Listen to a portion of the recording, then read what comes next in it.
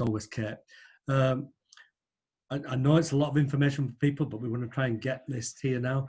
And I'm really pleased that Dr. Mahdi Ghomi, the consultant from NHS Solent, is going to present next. Over to you, Mahdi. Thank you, Lord Patel. And thank you, Dr. John Bashford, for inviting me and for this really, really important piece of work. I was just going to talk briefly about some of the key highlights from the report that really stood out and is at the forefront of our mind as we're about to launch the high-intensity service for veterans in the Southeast. I also want to tell you a little bit about our beginning of our journey in Portsmouth over the last 2 years, how some of our work started, which David alluded to briefly earlier on, and some of the parallels between the trauma in mind needs assessment and our model here in the Southeast. And then finally, just talk a little bit about trauma-informed approaches and why that's so important moving forward for supporting our veteran communities. Next slide, please, John. So some of the key themes is from the report that I just wanted to briefly talk about that really stand out to me is the importance of integrated systemic support for our veterans. I think is so crucial, and this clearly has come through the report, that when we support our veterans, we think about not just them, but within their social network, within their systemic environment, particularly within the family environment in terms of their carers, immediate children and immediate people around them, so that the support that's provided for veterans is very much integrated, but also there is a add-on support for family members and carers who support veterans moving forward. The other really, so if we go back, John, to the last slide. The importance of trauma-informed, sensitized offer is such a crucial component of the offer that we provide. Often the feedback that we've heard anecdotally, and I think that's come through the report, is that veterans' experiences are not always adequately understood by mainstream services. So understanding the difficulties, particularly within the trauma-informed model, is, I think, going to be really important moving forward. One of the key features that has come through the report that is also at the heart of our model is the importance of a joint-up approach and integrated care across mainstream services that really enables or ensures that veterans are not lost in the system, which we all know can lead to significant distress. And this strong emphasis on close collaboration between NHS services, but also with our armed forces third sector organization. Next slide, please. Other themes that really stood out for me was the importance of a clinically led, so particularly clinically led peer support for veterans, as well as an evidence-based care coordination that came through, and I think is really important moving forward in how we set our services up. One of the most important theme that comes through that we hear consistently is the forcing veterans to retell the stories, going through assessment time and time again, and this lack of share of notes and records between services, which can only increase the risk of re-traumatizing our veterans. So the importance of avoiding that and having a consistent point of contact as veterans navigate their way through the care pathways. Something that's been alluded to earlier that I think is really, really important is addressing and integrating physical need and support along with mental health difficulties. And we all know about the impact of trauma, for example, on physical difficulties. So the importance of bringing these two parts of the care together. And two key features that has come through the report, and it's also at the forefront of our mind, is the importance of a no wrong door approach and a warm transfer between services. And last but certainly not least, rapid and immediate access to urgent crisis support for those veterans that are at most vulnerable and urgent need. So those were the key things that really stood out for me from the model and from the report, and I hope some of those come through our model as we talk about it. But it's probably important to talk about where our journey started, which was a couple of years ago here in Portsmouth. And I remember very vividly, Kate, your visit a year and a half ago when we were at the heart of setting a lot of this up. So our journey really started with our covenant fund that we secured in 2018, 2019. And as a result of that, a number of features came out, one of which was setting up a drop-in center in the city, which wasn't specifically for veterans, it was for wider community. But what we did as part of this bid was to develop a bespoke, tailored approach for veterans in Positive Mind, which is the drop-in center for wider community. And as part of that, we had well-being advisors who were veteran with lived experience and mental health clinicians who were given specialist training to provide that sensitized offer that we were talking about, as well as a tailored approach for families of veterans. The other part of our model was a recovery college modules that was specific. So for anyone not familiar, recovery college is an educational setting that really provides modules around empowering students to learn about how, the condition, various mental health conditions, and live with those effectively. And we created tailored packages for veteran communities as well as families and carers. And we also embedded in integrated pathways going across our armed forces third sector organization like Veteran Outreach Service, which is a very big provider here in Portsmouth, along with mainstream NHS services like the IAP services. And last but certainly not least, all of this work was done under the umbrella and oversight of our Military Mental Health Alliance, which started with very few organizations to begin with, but very soon, to our pleasure, expanded and now is 20, 30 odd organization has now, I'm very pleased to say, has been expanded into Isle-of-Wight and Hampshire-wide Military Mental Health Alliance. Next slide, please. So that was the beginning of our work, and really our model and proposal for the high intensity service in Southeast England came as a result of our experience in Portsmouth.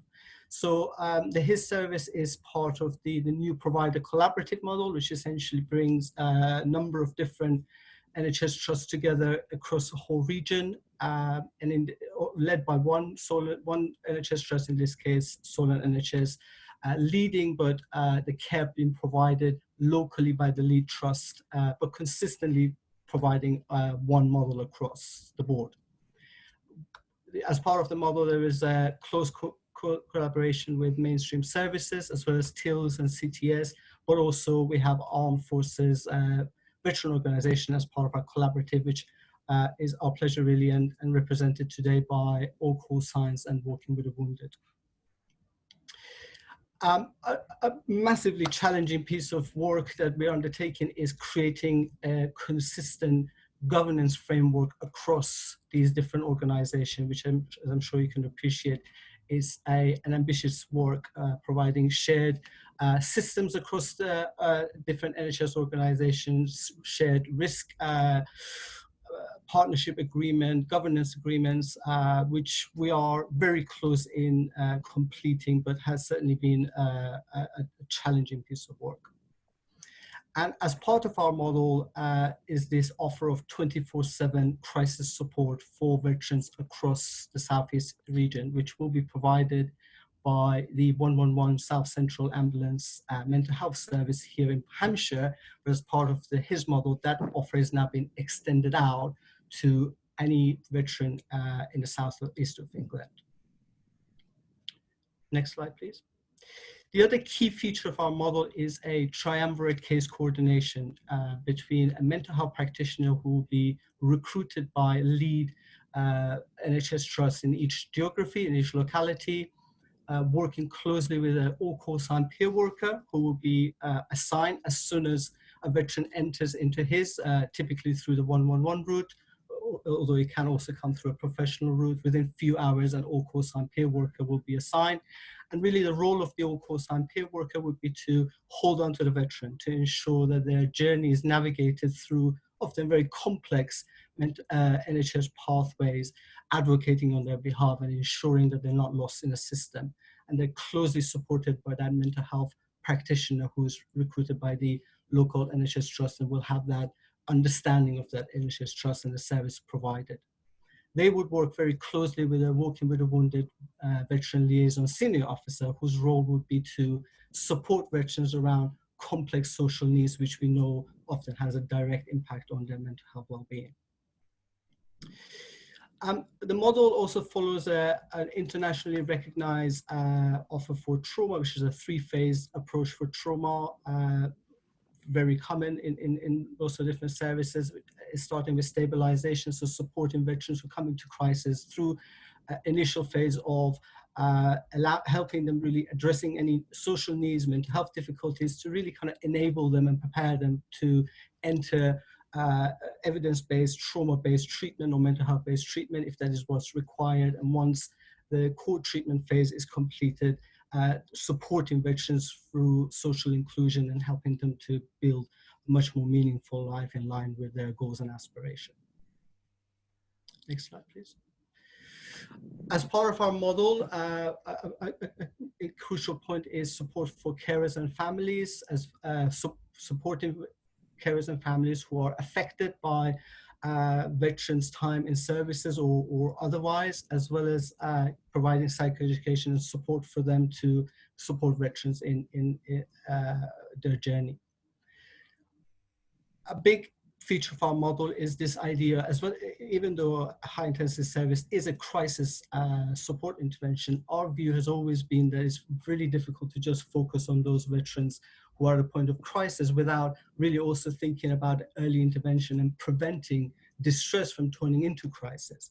And something that we feel is going to be really important is skilling up mainstream services, both within mental health but also social care, so that when veterans present with difficulties, there is a much more of a better understanding, a more trauma-informed and synthesized offers for those veterans to really prevent them from turning into crisis and presenting crisis services. So as part of that, we've developed a trauma-informed, veteran-aware acronym of TIVAT training to support and skill up mainstream services to achieve that goal, as well as providing supervision and consultation for those services.